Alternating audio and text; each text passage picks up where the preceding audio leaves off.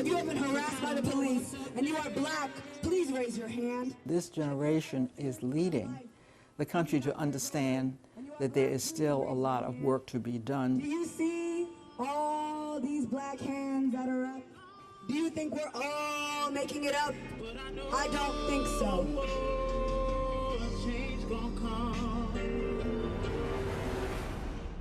We were very fortunate. Both of our parents went to college. I'm here.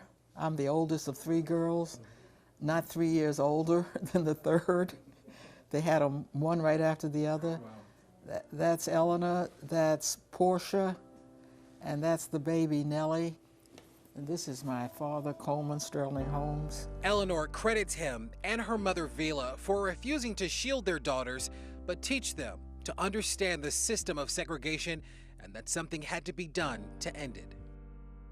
Well, I'm a third-generation Washingtonian who grew up in a segregated Washington. We were raised to understand that this was a city that was conscious of segregation and what it meant and where it came from. It really prepared me for the Civil Rights Movement. I got muscle man, I got muscle man, I got muscle in my legs so I can stand. By the time Eleanor enrolled in Antioch College, she was ready to do the work. Its social atmosphere was exactly what I needed coming out of the District of Columbia, and it helped prepare me to understand that the way to become engaged in the Civil Rights Movement was to go on to become a lawyer, and that's when I went to law school. A movement the Yale law student eagerly jumped into as a member of SNCC, the Student Nonviolent Coordinating Committee. Oh, I was aching to get to the South, and not just to the South, but to the hardcore part of the South, the Mississippi Delta, Greenwood, Mississippi. That's where I experienced the most, perhaps, searing moments of my life in the Civil Rights Movement.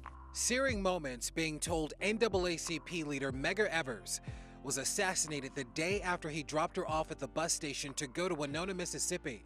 Eleanor was on a mission to bail out civil rights activists Lawrence Guyot and Fannie Lou Hamer from jail. I asked to see Lawrence Guyot and Miss Hamer, and what I saw was what I will never forget. Lawrence Guyot had been beat so badly that he had to put a sheet around him in order to come out in the first place. Other blacks were forced to beat him. Miss Hamer had herself been beat terribly by these trustees as well. I mean, I remember I'm in Mississippi 48 hours maybe, and seeing Mississippi at its worst. Well, I mean, this was the summer of my life.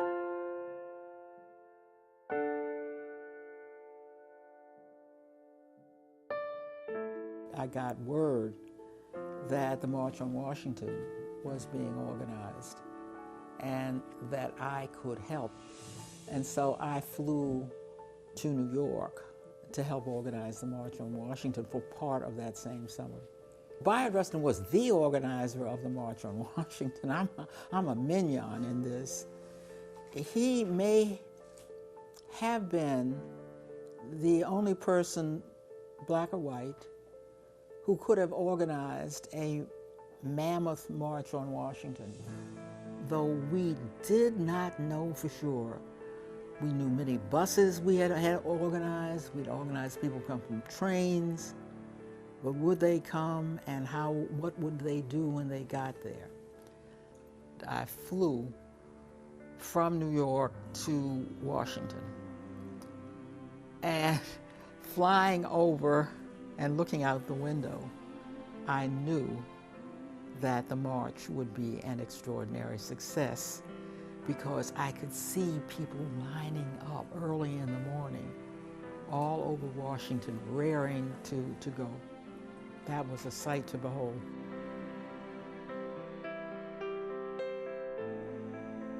We weren't just marching. Out of it came the 1964 Civil Rights Act, the 1965 Voting Rights Act, exquisitely important, and ultimately the 1968 Fair Housing Act.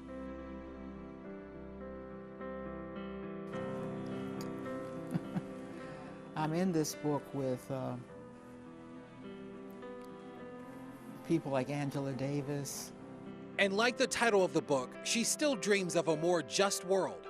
But now for her, the fight is in the halls of Congress, advocating for district residents she represents.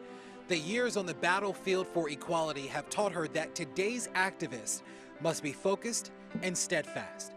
The Montgomery bus boycott, in a real sense, was a precipitating event for the civil rights movement. The killing of George Floyd was a precipitating event for the movement we see now. You do not get change in this country. It's too diverse, it's too big, unless you work hard for it. I'm very proud of the young activists in the day. You've got to seize the issues of your time and move with them.